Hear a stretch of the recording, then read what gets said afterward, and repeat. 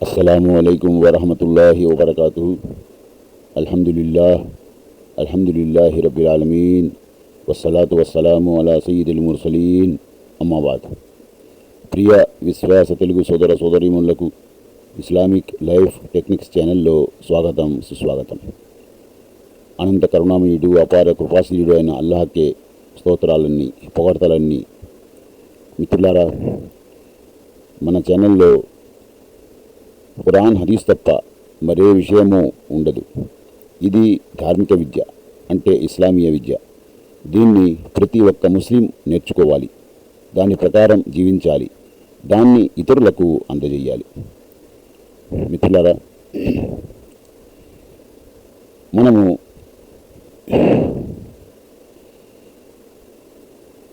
రియాజు సాలిహీన్లో ఉన్నాం. అందులోని ఈనాటి పాఠం అంటే 88వ పాఠం, బాబు ఇస్తిహ్బాబి తయ్యిబిల్ కలాం వ తలాఖతిల్ వజ్హి ఇందల్ లికా. ఇతరుల్ని కలుసుకున్నప్పుడు వారితో నవ్వుతూ మాట్లాడాలి. అల్లాహ్ తఆలా ఖురాన్లో ఇలా ఆదేశిస్తున్నాడు, వఖ్ఫిజ్ జనాహక లిల్ ముమినీన్. మరో చోట ఇలా ఆదేశిస్తున్నాడు, వలౌ కున్త ఫజ్జన్ గలీజల్ కల్బి లన్ఫజ్జు మిన్ హౌలిక్.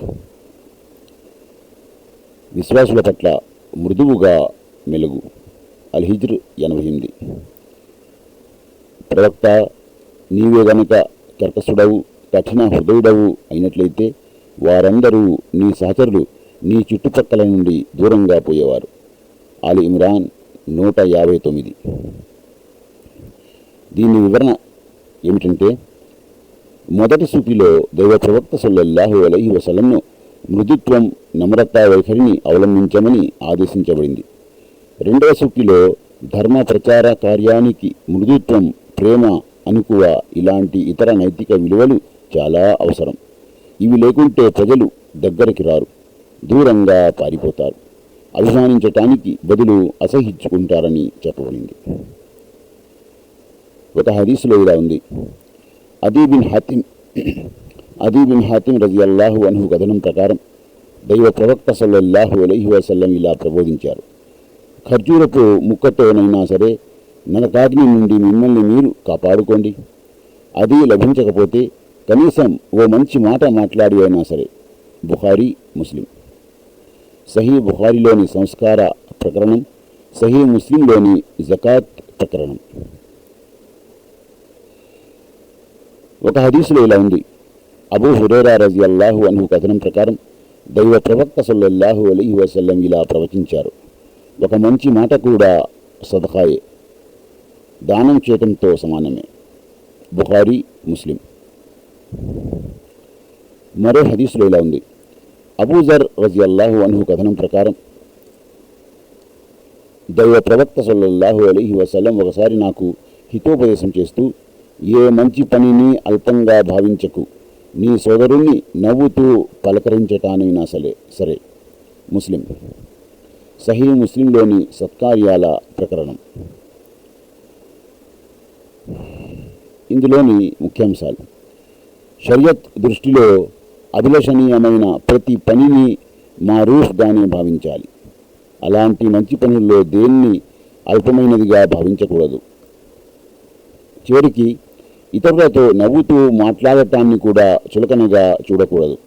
సాధారణంగా ప్రజలు దానికి అంతగా ప్రాధాన్యత ఇవ్వకపోవచ్చు, కానీ నైతికంగా ఇది చాలా గొప్ప గుణం.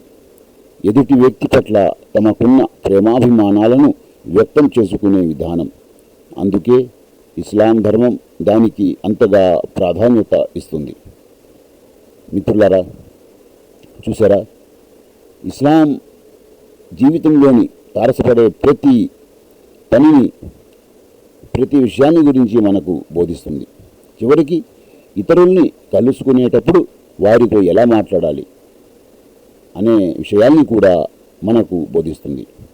మిత్రులారా, నమ్రత, మృదుత్వం వీటి ద్వారా మనుషులు దగ్గరవుతారు. దానికి బదులు మీరు కఠిన హృదయులై ప్రజల పట్ల కఠినంగా వ్యవహరిస్తే వాళ్ళు దూరంగా పారిపోతారు. ఇలాంటి విషయాలు అంటే జీవితంలో వచ్చే ప్రతి సమస్య గురించి ఇస్లాం బోధిస్తుంది. దాన్నే ఇస్లామీయ జీవన వ్యవస్థగా పేర్కొనడం జరిగింది. ఇందులో ఇస్లాం ధర్మం మనకు ఖురాన్ హదీసుల ద్వారా ప్రతి విషయాన్ని, ప్రతి సమస్యకు పరిష్కారాన్ని చెప్తుంది, తెలుపుతుంది. అందువల్ల సోదరులారా, మనము ధార్మిక విద్య నేర్చుకోవాలి. అది మన బాధ్యత. దాని ప్రకారం జీవించాలి.